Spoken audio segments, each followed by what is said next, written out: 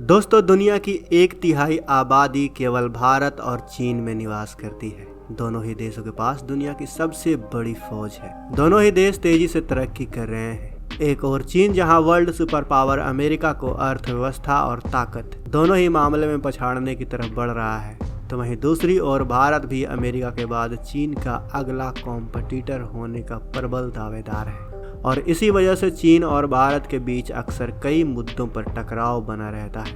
इन दोनों ही बड़े और ताकतवर देशों के बीच कोई भी छोटा मोटा विवाद अंतर्राष्ट्रीय स्तर पर चिंता का विषय बन जाता है, क्योंकि ये दोनों ही देश विश्व की चुनिंदा न्यूक्लियर हथियार रखने वाले देश हैं। चीन जहां अपनी सेना की ताकत बढ़ाने के लिए हथियारों की अधिक से अधिक क्वांटिटी बढ़ाने पर आमादा है, तो वहीं भारत हथियारों की क्वालिटी को ज़्यादा तवज्जो देता है। आज के इस वीडियो में हम जानेंगे कि वर्तमान समय में इन दो प्रतिद्वंदी देशों की सेनाएं एक दूसरे की चुनौती का जवाब देने के लिए कितनी तैयार हैं, और इनके बीच लेटेस्ट आंकड़े के आधार पर किए गए कंपैरिजन को देखने के बाद आप खुद डिसाइड करें कि भारत और चीन में से कौन सा देश ज़्यादा ताकतवर है। वीडियो के अंत तक बने रहें दोस्तों, दोनों ही देशों की अभी हाल ही की करंट पॉपुलेशन देखें तो भारत ने चीन को पछाड़ते हुए आगे निकल चुका है। जहां चीन की आबादी 142 करोड़ के आसपास है, तो वहीं भारत की आबादी 144 करोड़ के पार पहुंच चुकी है। लेकिन अगर हम इन दोनों के डिफेंस बजट को देखें तो चीन ने पिछले साल अपने डिफेंस के लिए 209 बिलियन अमेरिकी डॉलर से ज़्यादा का बजट निर्धारित किया था, लेकिन इससे भी ज़्यादा का खर्चा इन्होंने अपने बजट पर कर दिया था। चीन दुनिया में दूसरा सबसे ज़्यादा डिफेंस पर खर्च करने वाला देश है।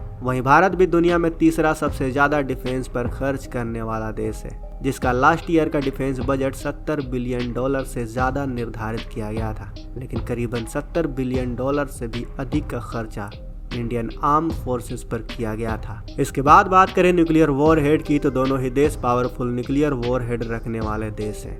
चीन के पास 350 से ज़्यादा न्यूक्लियर वॉरहेड बताए जाते हैं। साथ ही चीन इंडियन बॉर्डर के करीब सैकड़ों मिसाइल साइलों का भी निर्माण कर रहा है। चीन एक न्यूक्लियर ट्राइड कंट्री है, जो कि जमीन, जल और हवा तीनों ही माध्यमों से न्यूक्लियर हमला करने में सक्षम है। वहीं बात करें भारत की, तो भारत के पास 156 के करीब न्यूक्लियर वॉरहेड मौजूद है। भारत भी एक न्यूक्लियर ट्राइड कंट्री है, जो समुद्र, जमीन और आकाश तीनों तरफ से न्यूक्लियर हमला करने में सक्षम है। चलिए आगे बढ़ते हैं। इसके बाद दोनों ही देशों की एक्टिव मिलिट्री पर्सनल को देखें तो चीन की लिबरेशन आर्मी में 21 लाख से भी ज़्यादा एक्टिव मिलिट्री पर्सनल है, तो वहीं भारतीय सेना में 14.5 लाख के करीब एक्टिव मिलिट्री पर्सनल मौजूद हैं। दोनों ही देश दुनिया में सबसे ज़्यादा एक्टिव मिलिट्री रखने वाले देश हैं। चलिए आगे बढ़ते हैं। इसके बाद ज़मीनी ताकत की देखें तो man battle tanks Chinese army में अलग अलग तरह की 4700 से भी ज़्यादा मैन बैटल टैंक मौजूद है, लेकिन इसमें 400 से करीब लाइट बैटल टैंक है।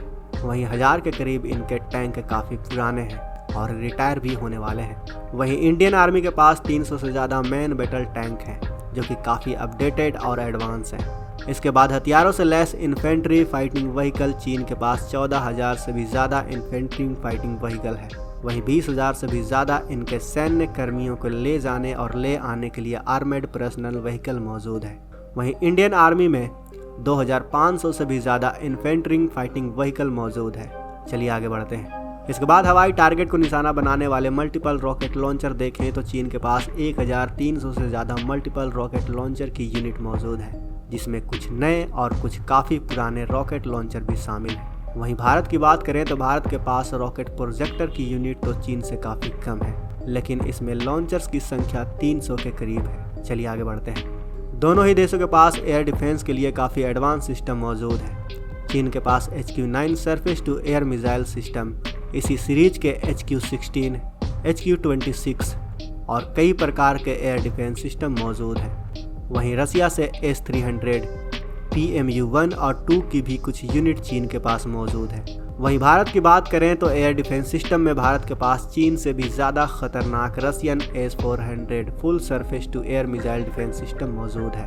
इसके अलावा भारत और इजराइल द्वारा मेड ब्राक-H, भारत द्वारा made Akash Spyder QR SAM missile defence system के साथ साथ भारत के पास पृथ्वी एयर डिफेंस सिस्टम और एडवांस एयर डिफेंस सिस्टम जैसे बैलिस्टिक मिसाइल डिफेंस सिस्टम मौजूद हैं। इसके बाद हवाई ताकत देखें तो चीन के पास 3300 से ज़्यादा सभी तरह के एयरक्राफ्ट मौजूद हैं। अटैक हेलीकॉप्टर में 336 अटैक हेलीकॉप्टर चाइनीज़ आर्मी के पास हैं। वहीं इंडियन एयरफोर्स में 2130 से भी ज़्यादा सभी तरह के एयरक्राफ्ट मौजूद हैं।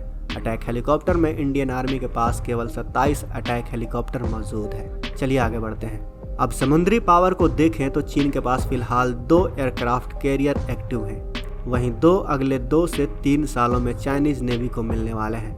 वहीं इंडियन नेवी के पास भी अभी 2 एयरक्राफ्ट कैरियर मौजूद हैं। समुद्री शक्ति को डिस्ट्रॉय करने के लिए डिस्ट्रॉयर देखें तो चीन के पास करीबन 50 छोटी और बड़ी सभी तरह की डिस्ट्रॉयर शिप मौजूद हैं। वहीं इंडियन नेवी के पास 10 डिस्ट्रॉयर मौजूद हैं। फ्रिगेट में चीन के पास 43 फ्रिगेट्स हैं।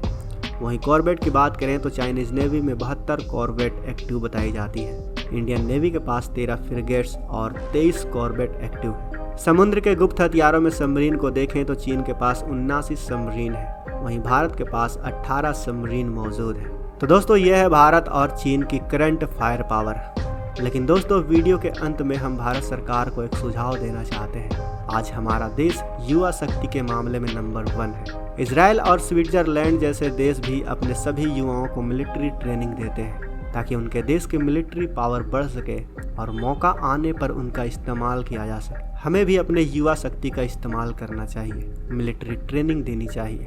इवन सभी को नहीं दे सकते तो उनको तो दे ही सकते हैं जो ग्रेजुएट हों और जिनके खिलाफ कोई भी FIR ना हो, जिनका कोई भी क्रिमिनल बैकग्राउंड ना हो। उनको सेना की ट्रेनिंग के लिए योग्य कर देना चाहिए ताकि एक वेल एजुकेटेड वेल सिटीजन को सेना का अंग बनने का मौका मिले। इससे देश को कई तरह के फायदे होंगे। हमारे देश का जो वेल सिटीजन युवा होगा वो 6 महीने या 1 साल की ट्रेनिंग के बाद सेना से जुड़ने के बाद उसमें अनुशासन आ जाएगी। पहले से वो वेल सिटीजन होगा ही, जिससे वो और निखर जाएगा और अपने देश को भी निखारेगा। वैसे दोस्तों आपका क्या ख्याल है इस बारे में? अपनी राय हमें कमेंट बॉक्स में अवश्य बताएं। वीडियो पसंद आई हो तो वीडियो को लाइक करें, शेयर करें। मिलते हैं अगले वीडियो में। जय हिंद।